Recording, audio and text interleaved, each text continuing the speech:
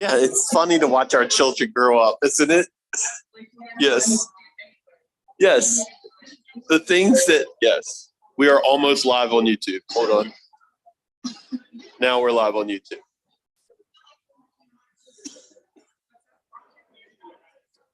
Okay. All right.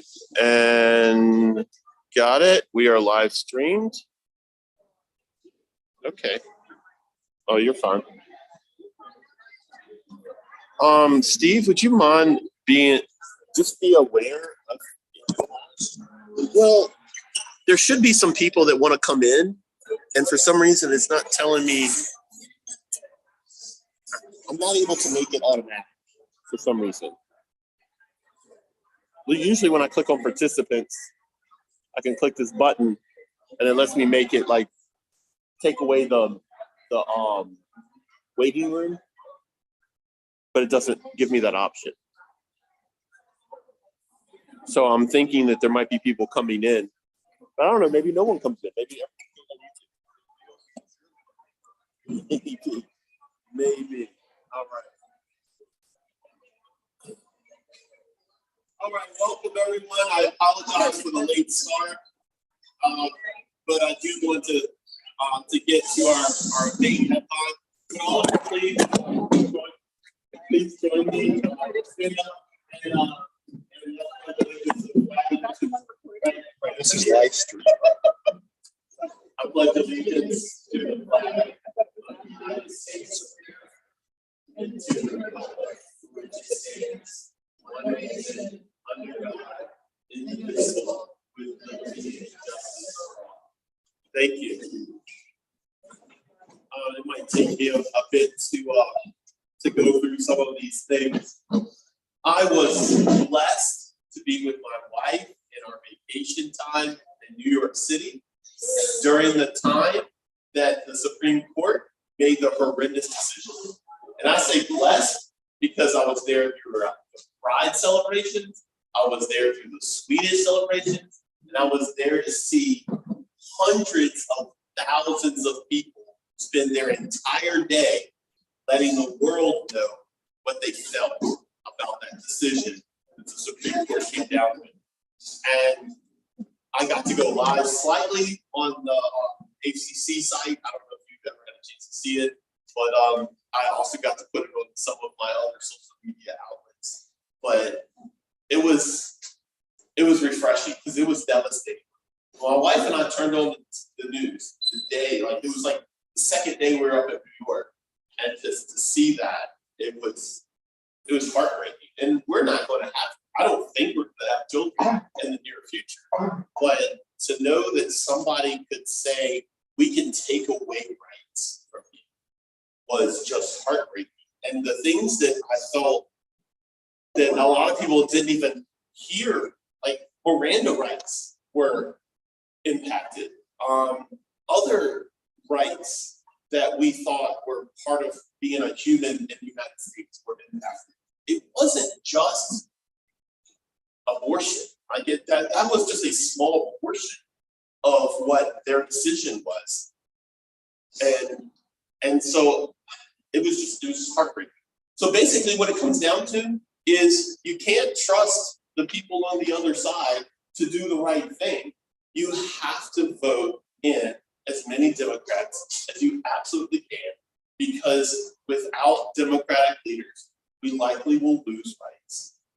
And so that was heartbreaking. That was really heartbreaking. But it was so nice to be in New York City during that moment, I'll tell you, because that is the most supportive area I could possibly be in that moment.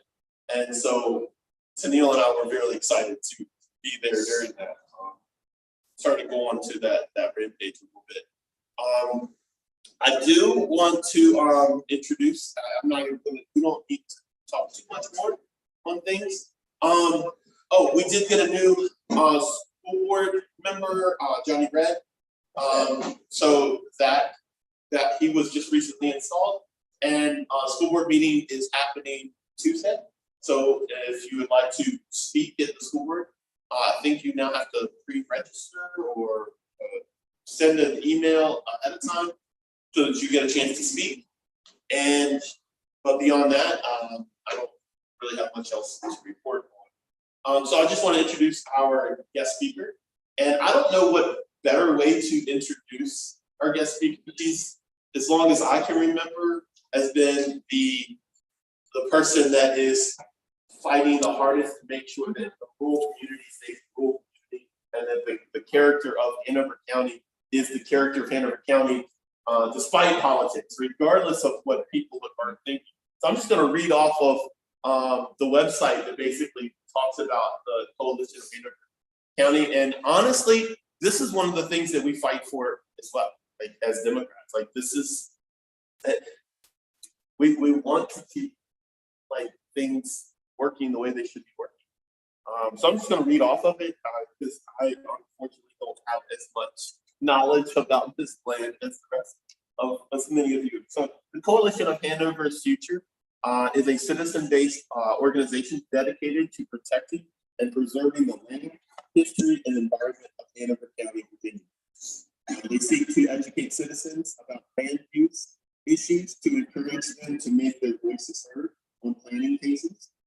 Citizen stakeholders are a vital part of land use planning and deserve a place at the table for decisions that ultimately affect their quality of life in Hanover County. And Patty Bland is the chair of this organization, and she's here to give us an update on potential future land use and how we might get more involved. So the floor is yours, Patty. Please come up.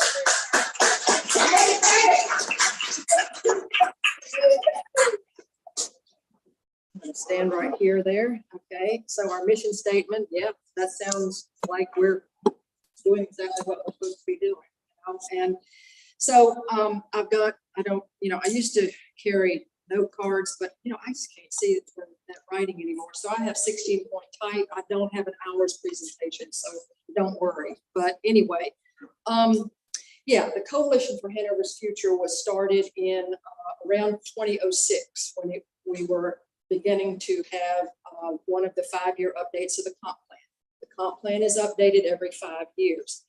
It is basically a guide to how and where a locality will grow. Okay, so Ashland has a comp plan, counties have comp plans. They are mandated by state law to review these plans every 5 years. Now, there may not be a massive change in land use, but as localities grow, they need to try to update their. Sure, okay. They will, so every 5 years, they need to look at what has happened in their locality and try to update it, okay, and look at some strategic planning. So the process is about comprehensive land use planning. Now, boy, that doesn't sound fun. It sounds kind of innocuous, maybe a bit boring, but if we don't pay attention to it, some unhappy consequences can occur. So in general, similar land uses need to be adjacent to one another. This is a guiding principle of land use planning. For instance, warehouses or hog farms wouldn't need to be placed next to residential areas, or commercial development would not be floated out and slammed down into a rural environment. Now, you would think that land use planning has a lot of common sense, but sometimes people just don't have sense about what they want to do or where they want to locate some project. So these are I would say most of the time, land use planning and land use cases are not too complicated, but sometimes they are, and sometimes they have lots of layers. So the suburban growth takes place then where services and infrastructure exist. So we have a suburban service area in Hanover, and we have our rural area. And if you look on the comprehensive land use map, which is on the planning page website, you will see that our suburban service area is that upside down T. It basically is aligned along US 1, 95, and then at the bottom of the T is 295. Okay, so generally speaking, that is where our suburban service area services are. Now, there are it's the edges that sometimes get the most fight. And people want, have ideas about, selling a piece of land that's close to the suburban service area, and then what happens there. So there are been some rather dramatic cases that way. Let me come around back to that point. But again, as I said, juxtaposition of land uses is intrinsically related to quality of life. This year, the comprehensive plan update process has been termed Envision Hanover.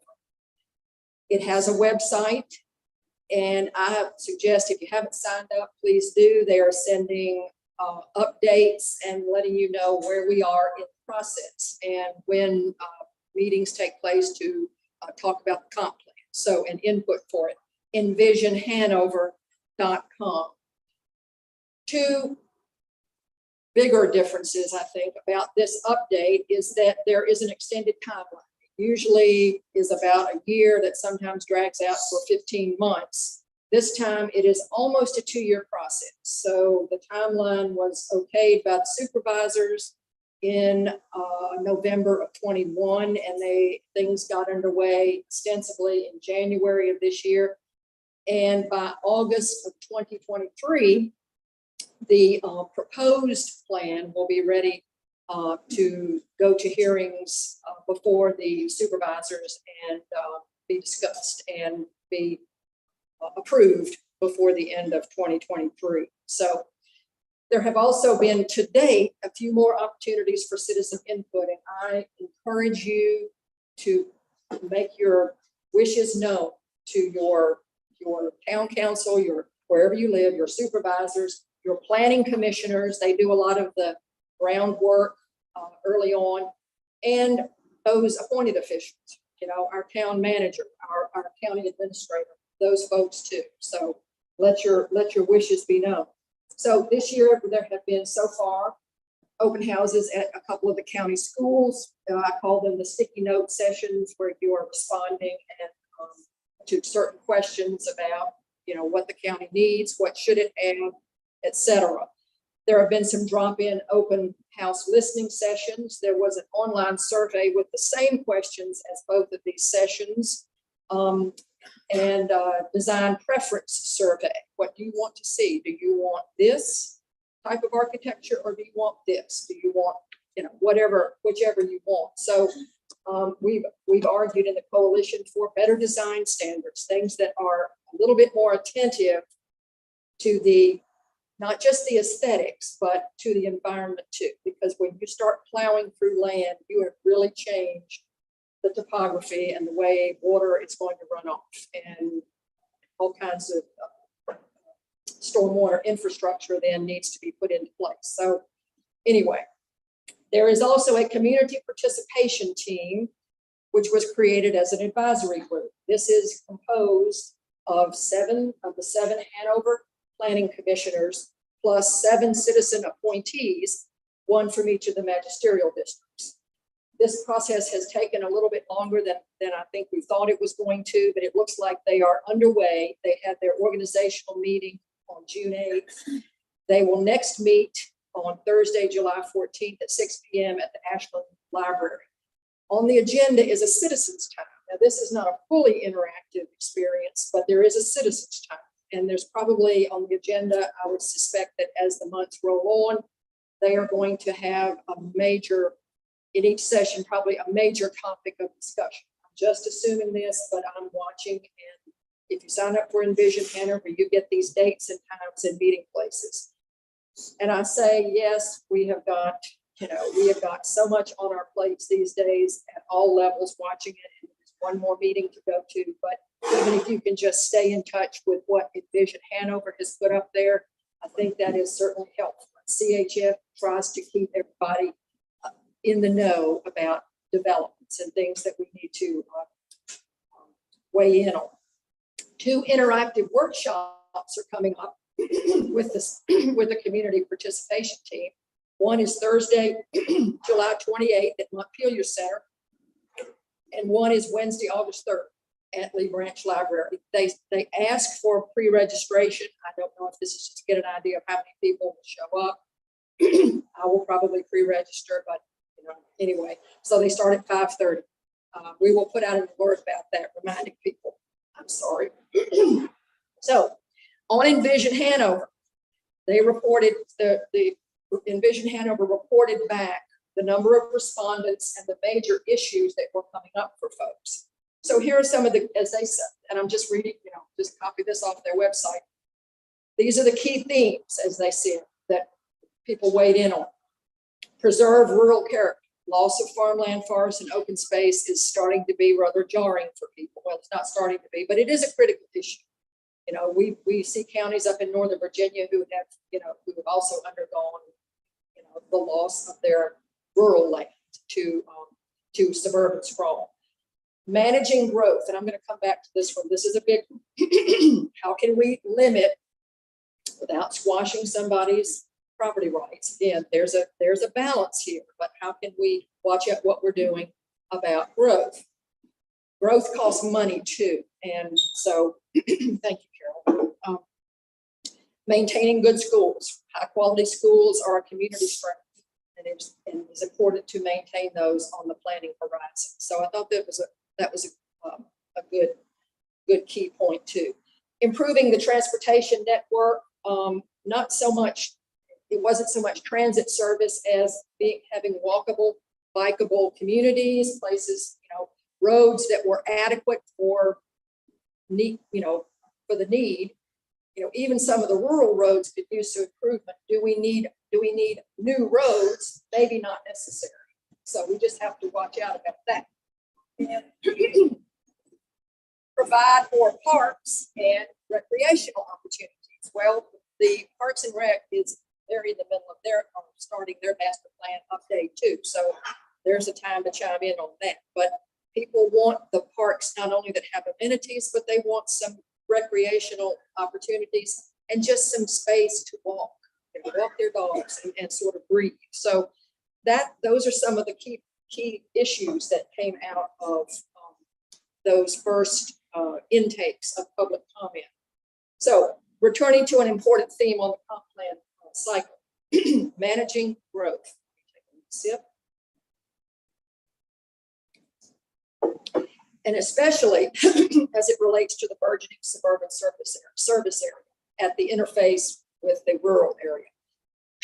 This is going to be, it has been an issue, but I think this year it's even more of one. Sorry. I would say too that Hanover County and Ashland need to get heads together about this matter, because a lot of the pressure is at these interfaces of Ashland with the county. That I understand how that is going to naturally occur, but nonetheless, we need to watch out. And the interests of both localities need to be understood and worked out in a satisfactory manner. We talk about transitions. We want gradual transitions to help keep the rural feeling and the character. Now, there are ways to do transitions. We are worried about some of the commercial leaping off the interstate and going down both sides of 50, both ends of 54. Several developments in the wings, applications, some in process now, are posing challenges for those gradual transitions. Either because of some commercial proposals that seem a little bit jarring and out of place, or some density of residential. Okay, and I'm going to give you some examples. Hickory Grove, their proposed 52-acre development out 54, and it's at the intersection of 54 and Providence Church Road. 52 acres, 43 acres of townhomes, high density, because the applicant has come back and asked for greater density and a comp plan amendment to undergird that. So the land use has to support the rezoning. And 9 acres of commercial, okay, fronting on 54. Well, that's about a mile off the interstate. That is not, as I've often heard the Hanover Planning Commission or the planning office say, contiguous development. Well, that's not contiguous. That is leapfrogging development, and that will start to compromise the aesthetics and the environment. The former East Ashland, now known as Trade Fort 95, parcels on both town and county sides need close work and input as to what is even at that interstate corridor, what is appropriate at an already overloaded interstate node. There's talk of redoing it as a diverging diamond to handle the traffic, but nonetheless, lots to look at there. Luck Farm Market has been proposed out at Luck Farm here. About 3 acres has been asked for a rezoning for this to potentially support a farm market and perhaps a music venue. So I think we need to look very closely at the loss of green space. And there are people that are living in Luck Farm. It is a rural conservation area, so they want to look at some green and protected space. And that little node there, as insignificant as it may seem, is very important. You know, it is not an area that is paved over, so we need to watch about how much impervious surface that we put in. Certain residential developments and which just propose or kind of pose, yes, some challenges, just because of the density, you know, increased traffic, you know, Lauderdale, River Ridge, Luck Farm, all of these have come into existence, have gotten on the ground in the last 5 years since the last conflict. The Hamilton property on Independence Road is up for a proposed AR6 rezoning. So that's that's former farmland that is coming, that it will be coming into houses. So with 6-acre lots. So some other examples of more residential, Stag's Leap on Rural Point Road. So what, you know, so what did the developer do? Okay, there was already a bit of a scrim of trees out there. Instead of sort of punching in a road and putting the houses back behind the trees, no, the trees get mowed down. Well, I really think, and CHF would stand behind this, and I think the citizens should keep these buffers, keep the green spaces for aesthetic and environmental purposes. So, Langford's Crossing, lovely homes. There were some trees mowed down out there too, and at the corner where Ashwood Gardens used to be. So going a little bit gentler on the landscape would be a very good idea with development. We know that suburban development is going to occur, and you know, how can we go gentler there? What does, and I'm just, you know, I'm asking some questions because I think, you know, these are things that need to be considered. You know, what does suburban growth mean for rural character when a parcel of land is rezoned for commercial or residential at that interface? Okay, we've got to make some decisions about what that is going to look like and how it's going to grow. How does the interface then start to look? So with growth management, there's a lot to consider. Fiscal considerations, environmental considerations, aesthetic considerations, and we all want, you know, we want the best possible stuff, but the fewest possible taxes. Well, you know, sometimes you have to pay for really what you want, and you know, and it doesn't always mean that we have to give incentives for somebody that wants to develop. And I think we have to watch out about that too. But additional or improved roads cost money, so do services. Dense residential in the rural means more wells and septic tanks. Well, I've wondered, you know, how many times can you punch into the ground for a well or a septic tank into that water table? And that's a little bit worrisome, because they're out at in South Anna near Greenwood Church Road and Scotchtown Road. There's already an approved housing area for about, I don't know, 200 houses. You know, that's a lot of wells and septic tanks. And I don't think that far out, they're going to get a sewer line run out, you know, past the chicken plant. So I think we could have both stronger and stronger aesthetic and environmental standards. And we can and we should. Better vegetative buffers would support a lot of these goals. So comprehensive land use planning may sound pretty mind-numbing, but for a good quality of life, we need it. We as the citizens are one of the stakeholders, and we need to make our wishes known. We don't want our future just handed to us. We need to be part of what we want Hanover and the town of Ashland to look like for the next few years into our perhaps dotage and our children's years. So I would encourage you to check, if this is an easy thing to do, to check monthly on the Hanover County Planning website, because every month there will be a clickable link for the batch of applications that have been put in for that month.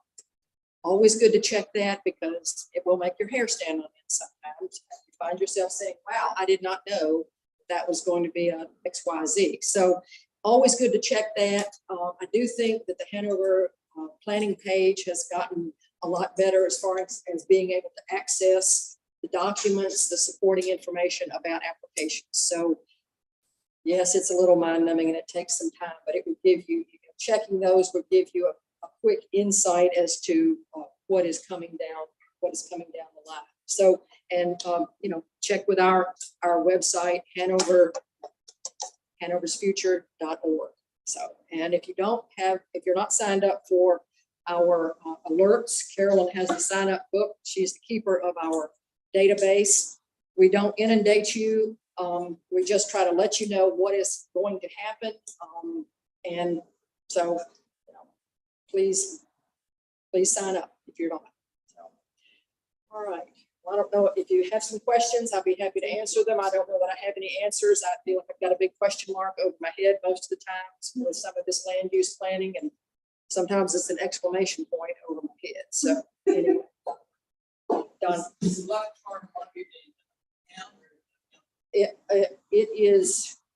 It's in the town. That's right. Yeah. And they have about 120 days to talk to citizens and work through until they have to send it up to the town council.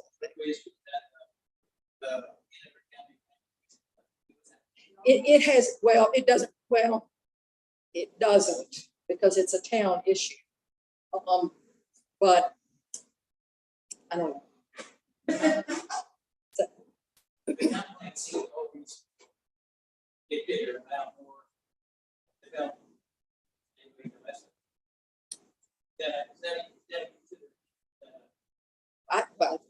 I think it's been asked before, can we hold the line? Now the county.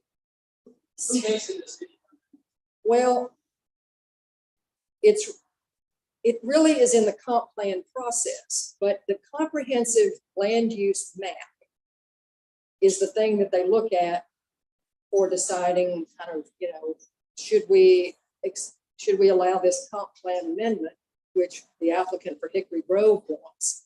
And that is, it doesn't change the suburban service area, but it essentially mirrors the suburban service area. Wouldn't you say that, Carol? Which? Hickory Grove. Yes. It doesn't actually change the boundary, but it changes the land use. So de facto, it does seem like it's spreading out. So I think the county would say, well, we can't roll something back if we go to this point. But I think the citizens have to really be pushing back on just, there is land that is developable in the suburban service area. And I can't give you the amount, but we know that this is true. But everybody, well, some of these applicants want this nice undeveloped land out here. Well, no, so anyway.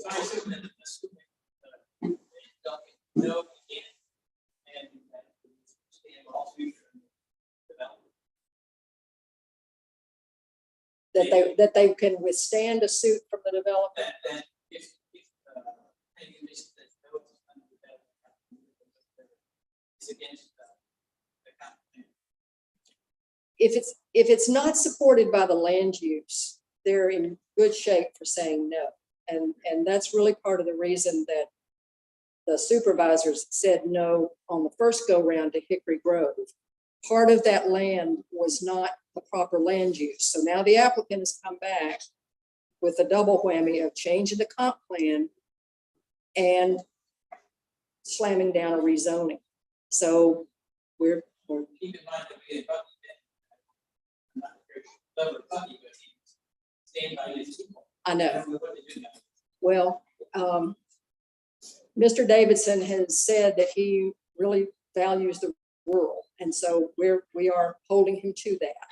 It does feel a little bit, it does feel like the Beaver Dam District is, we're having a hard time right now. You know, we're interim leadership. So anyway, okay, well. Thank you. Thank you.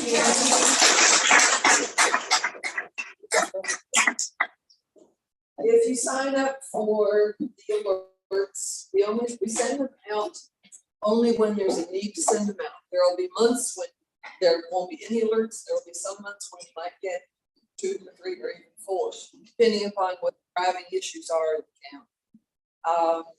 I am the one who generates the alerts. I send them out. I do not write them.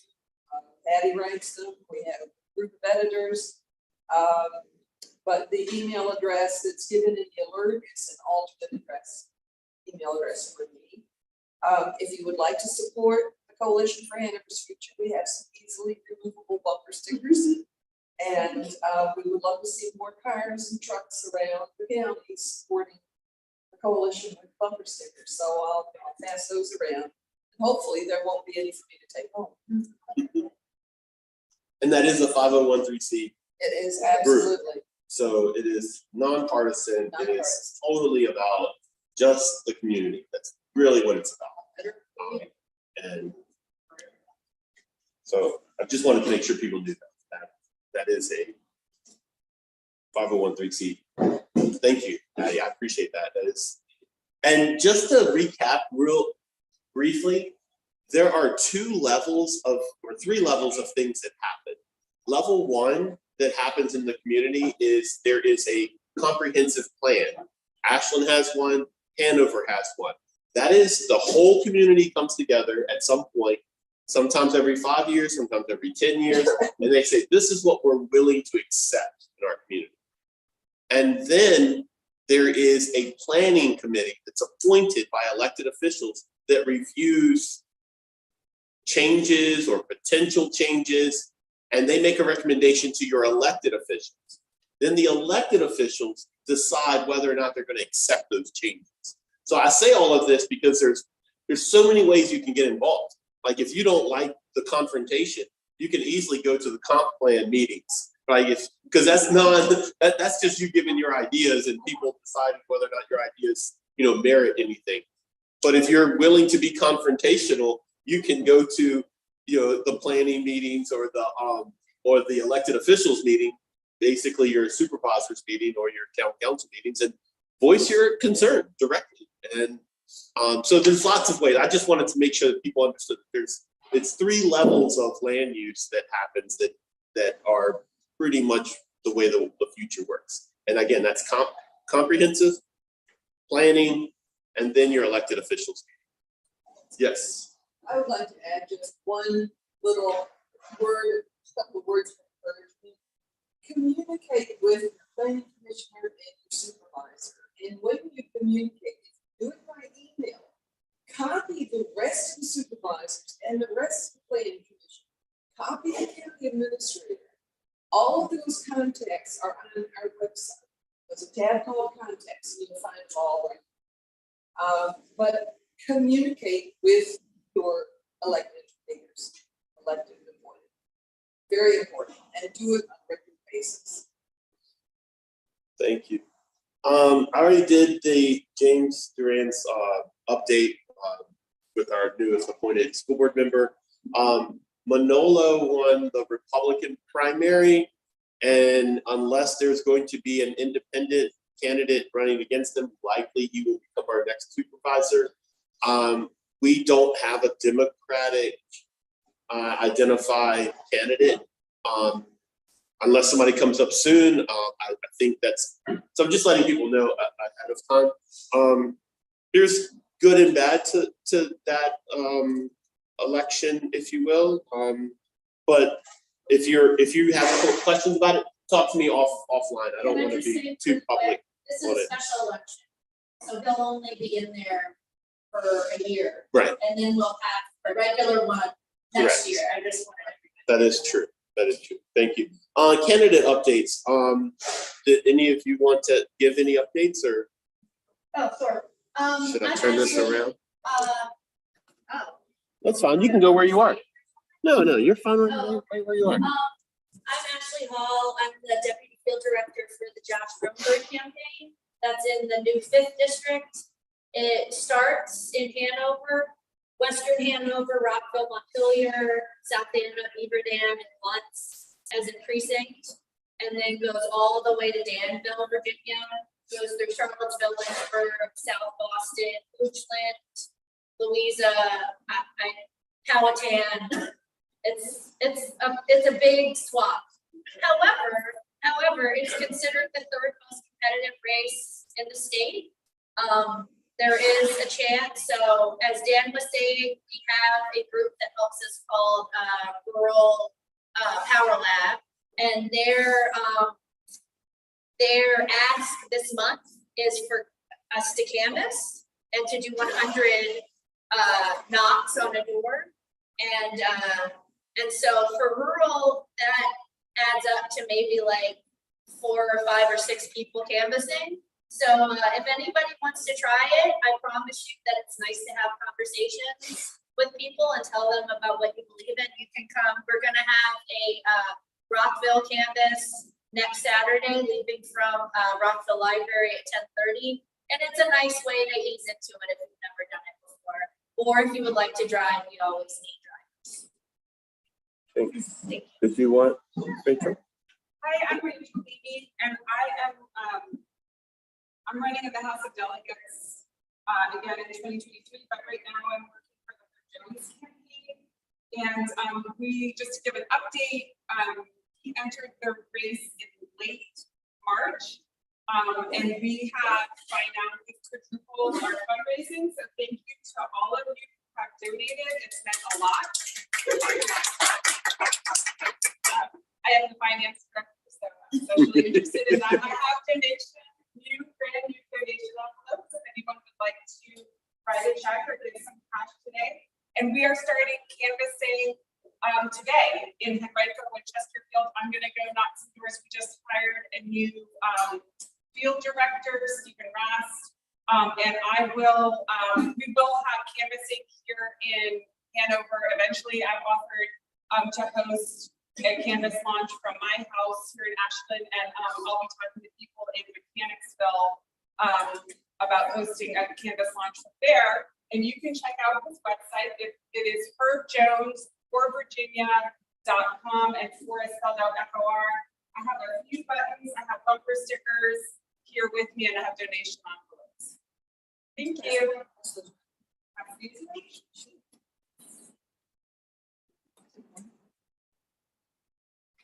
Excellent. Diane, women's coffee. You can stay right there. It's fine. Well, we're taking a break in July, so we'll have a coffee in August, and I hope that all of you ladies here and come and bring your friends. I'll be sending out the user information for the August coffee and push the information letter.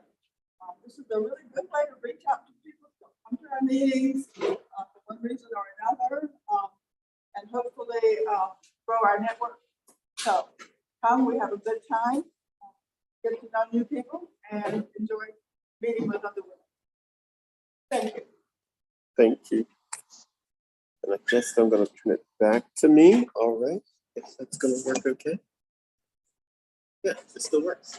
I have one application, for this month, it's Jim Foley to join our committee, or so re-up. So- Excellent, is there a second? All in favor? Any opposed? Excellent, I just wanted to clarify my opening statement about that Supreme Court decision, because that was really about privacy. And they were taking away privacy rights. And I highly encourage any of you to get your friends, your children, your grandchildren to read through that report from Alito. Like literally hear his words and his other comrades or men at arms that were with him. And because they wrote in their report that after this, they hope to come after other rights, marriage rights, other reproductive rights, like things that just, like, it is sickening to see what type of rights they were trying to take away. And now they've already taken away some, but they want to go further. So again, I cannot stress enough how important that it is this year and next year that we elect as many Democrats as we possibly can in order to actually put on the books and maybe even change our Constitution. Because when people say it's not in the Constitution, let me let you know what's not in the Constitution. The word black is not in the Constitution. The word gay is not in the Constitution. The word woman is not in the Constitution. So when people say it's not in the Constitution, there's a lot of things not in the Constitution. The word car is not, I mean, there's so many things. So I don't care what somebody over 250 years ago thought about the world, as much as I care about the people that I live with right now think about the world. And it's not to say that their words weren't valuable. They very much are valuable, but they're not the most valuable. And so it's critical that this year we make very deliberate decisions about how we're going to spend our time and our energy. So anyway, thank you. Is there anything new business come before us? Yes. Just want to talk about drinking liberally. Oh, yes. Sorry. It's a group of nonpartisan, it's not really HPC, group of nonpartisan social organizations for self-identified liberal and progressive. Yeah, there's bars and restaurants, just politics. We had a meeting, getting it together, 2 weeks ago, we had 22 people, about 8 of them were ETC, the rest of them were 2 people. It's a great way to get together, progressive people, talk about politics, talk about anything. Maybe people can just be able to get, we meet on the last Thursday of every month, except next year, except November.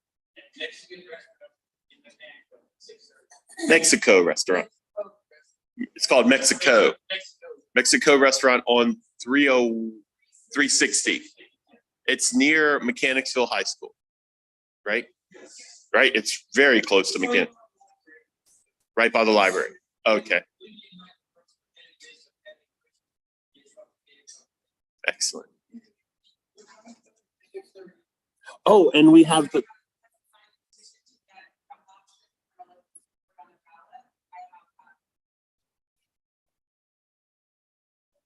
Excellent.